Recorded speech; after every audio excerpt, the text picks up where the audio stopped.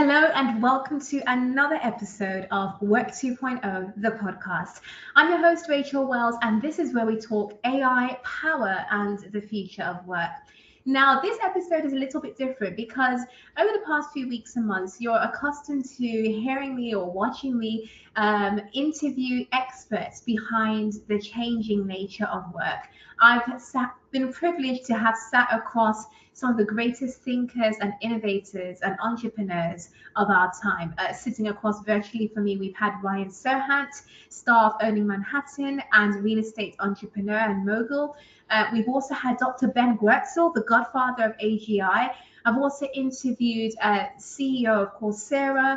I've interviewed experts such as the Chief AI Officer of PwC, the CEO of Adecco, Dennis Mashul, even Neil Patel.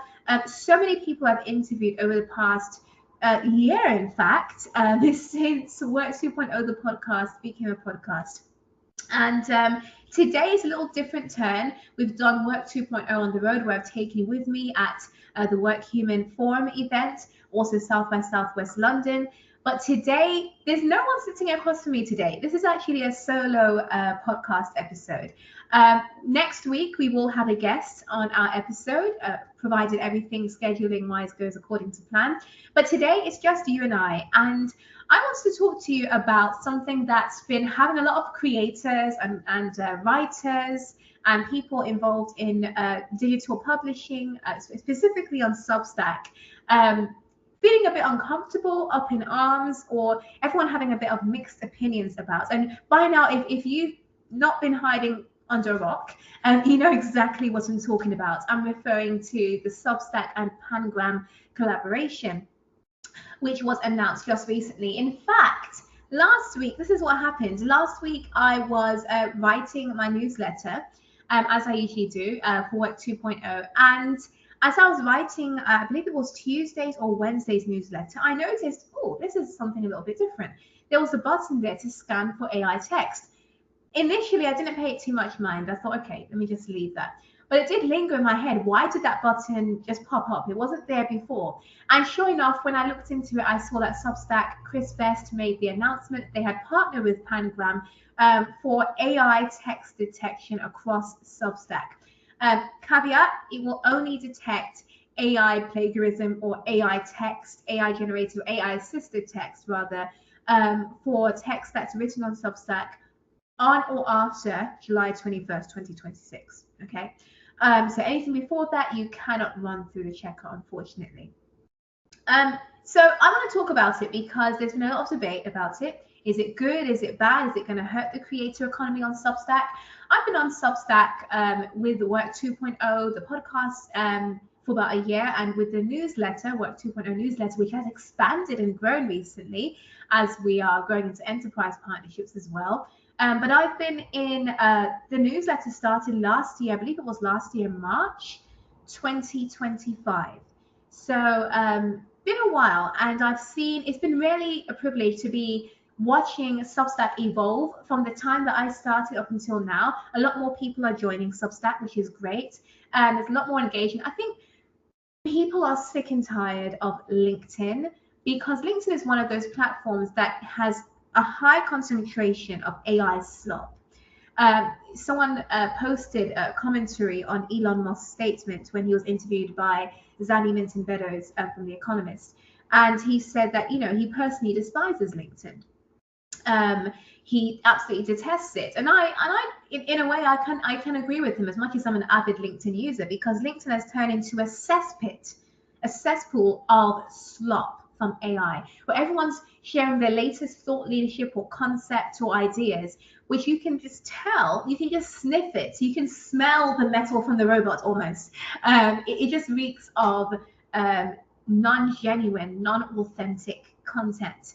And that's one of the things that I absolutely detest. As much as I create content on LinkedIn and I publish my articles and I share what I've written from Forbes, but whenever I scroll through my feed, I'm constantly bombarded by AI slop. Even worse is when I put heart and thought and effort and energy into writing something substantial, especially on Forbes. I never use AI to write my Forbes articles. every word that you see on there is 100% human written. And I will share it on LinkedIn only to be hit with a barrage of AI comments, people who are literally just regurgitating what I've just said in the post, almost verbatim. They've just repackaged it.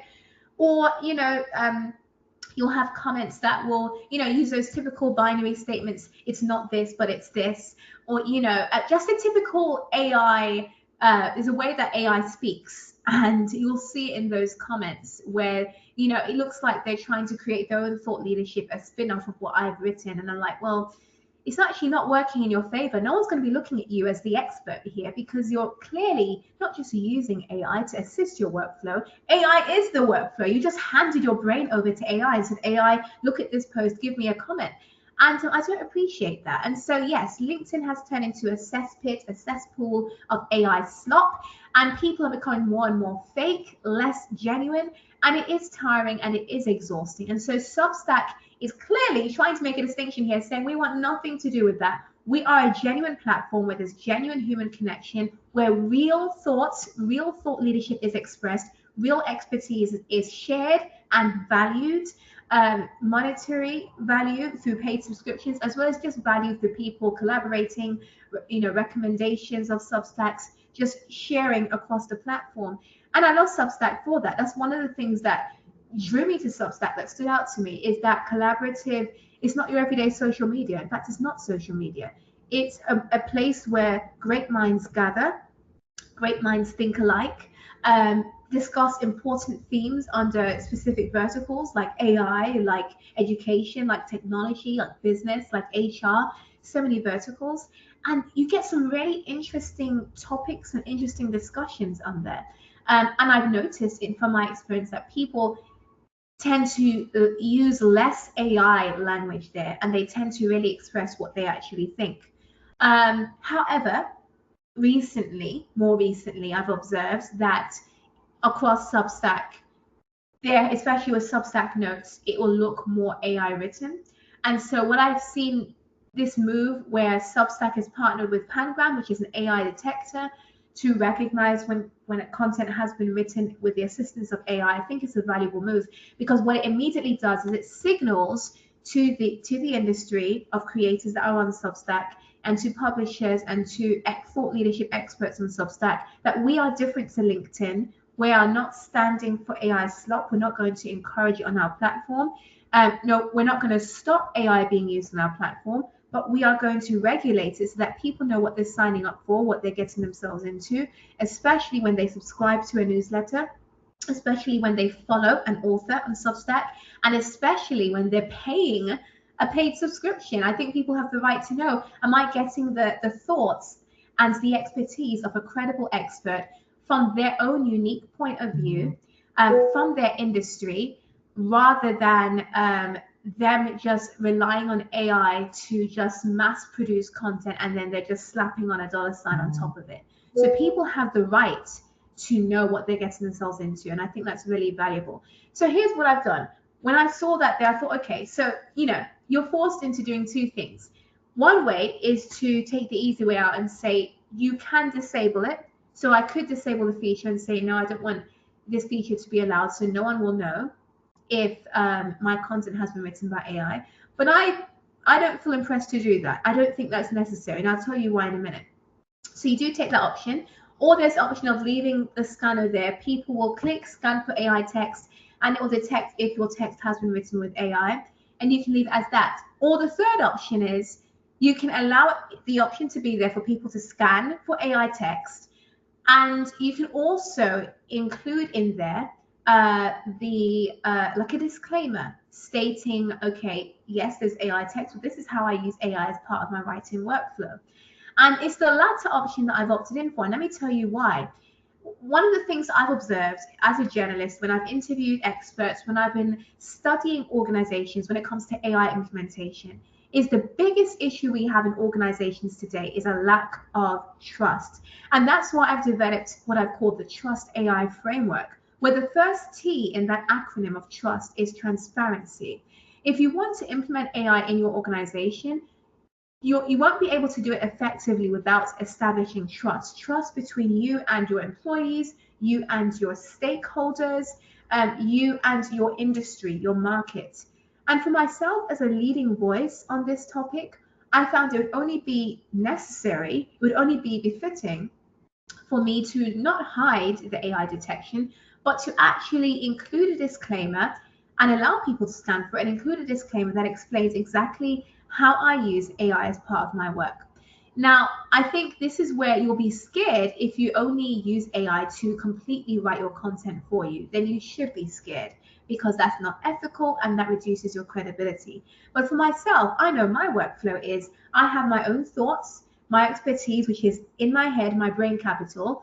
There are things that discussions that I'll be having, conversations that I'll be having with industry experts. And I'm like, okay, I need to write that down, or I've seen something in the news, or I'll see an emerging signal in the news before it becomes news. And I'm like, okay, I need to write this as a newsletter. So I will record that, I will talk about it. And as I'm recording it, I'll voice type it, like, some people use Whisper. I use my own tool. I will record it, and then I want to convert that into a newsletter format, so it's structured. And so that's where AI will come in. Generative AI will help me structure it. It knows my brand voice, it knows my tone, it knows my style. I've trained it on my style, on my brand voice, which is very unique to me. And so it will come in and take what I have said to it, my own unique original thoughts, plus my brand voice, and it will put that together into the format of the newsletter that I want. So that way it saves me time when it comes to grammar, when it comes to polishing it, when it comes to making it fit for purpose to enter into someone's email, when it comes to email marketing campaigns, when it comes to driving click-through rates, even on Google, and it ensures that it cuts short my work on that end while still retaining my human voice. And I think that's very important. So I'm not using it to substitute my voice, not using it to give me the content. I'm not saying, hey, AI, generate a newsletter about this today. No, that's not what I'm doing. I'm giving it my thoughts. I'm giving it my ideas, my opinions, my beliefs, my predictions about the future of work, whatever it is that the newsletter is going to talk about. I essentially give it the body. And it's essentially like I'm giving it to a ghostwriter and saying, hey, ghostwriter, can you rewrite this for me and create copy out of this? But in this sense, in this case, the ghostwriter or the copywriter is not a human being, it's just AI doing it for me.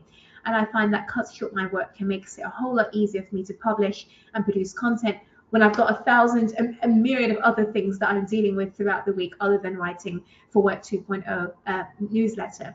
And now for my Forbes, that's 100% human written, like I said. So I will use AI to ideate, to create outlines of the themes I want to discuss. I would also use it as my research partner to help me find related sources and gather sources together so that I can pick the right sources that I need to use, pull from reports, pull from data, and include that in my reporting to make my reporting more robust and credible. But ultimately, the final, the writing that you see in my Forbes articles is 100% human written. That's all me there, no AI included. But I like to advocate for transparency, advocate for, if you're going to use AI, let your customers know, let your clients know. They deserve to know. I have people who pay for Work 2.0 media subscriptions. I have enterprises who I'm currently onboarding, EdTech partners, university partners, who I'm currently in the process of onboarding as enterprise partners to share Work 2.0 subscriptions with their students, with their learners, and with their staff. And they deserve to know that I'm using AI in an ethical way, not just to mass generate content, but to actually optimize my workflow so that I can give them my voice in the best possible manner. And so they deserve that disclaimer. And so if you're using AI, the best thing you can do is put that disclaimer out there, be transparent, because the more you're transparent, the more you establish trust with your stakeholders, with your people, with your team, with your clients, with potential clients as well. Better to do that than trying and hiding it. So that's my 2 cents on that.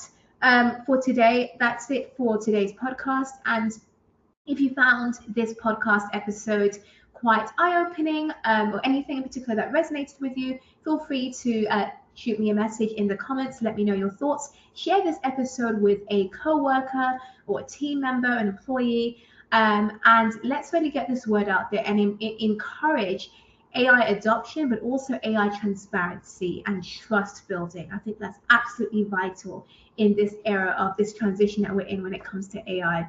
And don't forget to like this episode and rate Work 2.0, the podcast as well. And we will be back next week, Monday, on Work 2.0, the podcast.